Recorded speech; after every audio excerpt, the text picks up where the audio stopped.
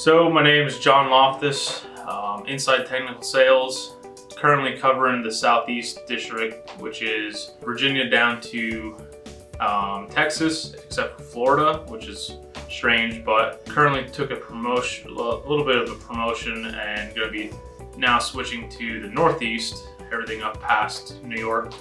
Other than that, I'm here about 3 years now. Came from an aerospace industry where I was working pretty much night shifts and everything like that.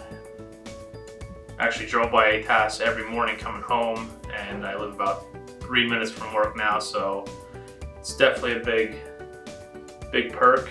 Before that, I actually just retired from the military, so can't complain about that either.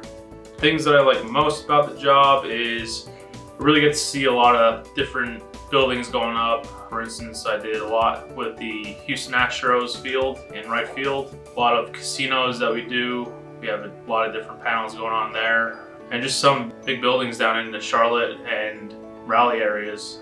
So you get to see those types of buildings going up, and it's definitely a good feeling once you see these buildings going up and say that you had part of that